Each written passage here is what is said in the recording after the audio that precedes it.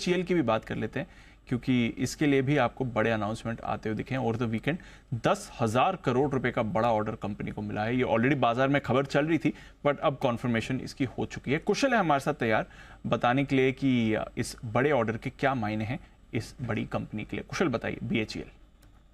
बिल्कुल, तो BHEL के लिए देखिए दीपा, लगातार यहाँ पर बढ़िया ऑर्डर विंस होते हुए दिख रहे हैं, जिसके बारे में मैं आपको बताऊंगा। बट ऑफ कोर्स यहाँ पर जो 10,000 करोड़ रुपए का बड़ा ऑर्डर इनको DVC यानी कि दामोदर वैली कॉरपोरेशन कोलकाता से मिलता हुआ दिखा है थर्मल प्लांट बनाने के लिए, वो अपने आप में काफ़ी बड़ा ऑर्डर यहाँ पर माना जा रहा है। इनफैक्ट 52 महीनों में यहाँ पर ये ऑर्डर जो है पूरा किया जाएगा EPC बेसिस पर। झारखंड के कोडरमा ज़िले में ये बनेगा टोटल 1600 मेगावाट का थर्मल पावर स्टेशन।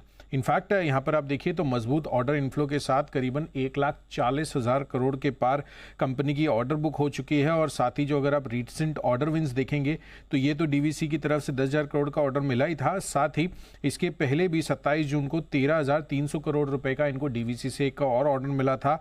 उसके पहले 14 जून को यहाँ पर अदानी पावर से भी करीबन 7,000 करोड़ रुपए का इनको ऑर्डर मिलता हुआ दिखा था। तो लगातार यहाँ पर कंपनी जो है बढ़िया ऑर्डर विंस इनके लिए होते हुए दिख रहे हैं। और अनुमानित है कि इस वर्ष वित्तीय वर्ष में यहाँ पर BHEL को करीबन 60,000 करोड़ से अधिक के ऑर्डर्स भी मिल गए हैं, ये एस्टिमेट है।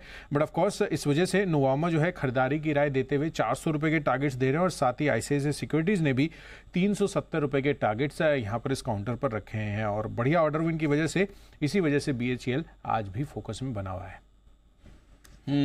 तो ये है आपके लिए BHEL जहां पर रखनी है नजर। एक बार अमरदेव सिंह से भी बात करते हैं जरा BHEL के बारे में। अमर, जरा बताएं क्या व्यू रखना चाहिए, क्योंकि बड़े ऑर्डर विन मिल रहे हैं, परफॉर्मेंस अभी भी उस हिसाब से नहीं आ रही और अर्निंग्स वैसी भी नहीं है अभी जैसे बाजार चाहे, बट कंपनी की ऑर्डर बुक में लगातार हमें स्ट्रॉन्ग ग्रोथ दिख रही है।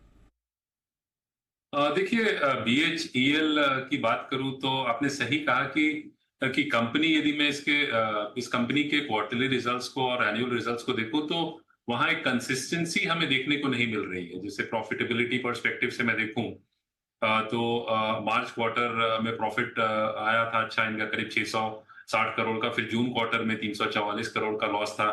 फिर सितंबर क्वार्टर में अगेन लॉस था। फिर दिसंबर क्वार्टर में इनका 60 करोड़ का प्रॉफिट था।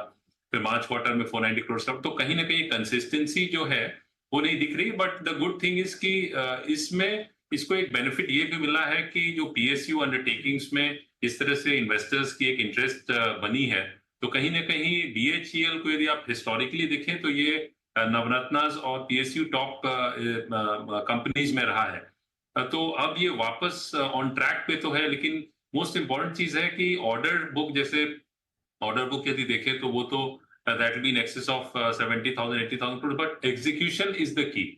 कि एग्जीक्यूशन कितना हो पाता है और टाइमली एग्जीक्यूशन जो है वो बहुत इंपॉर्टेंट रोल प्ले करेगा। Otherwise this is a good stock to look eight.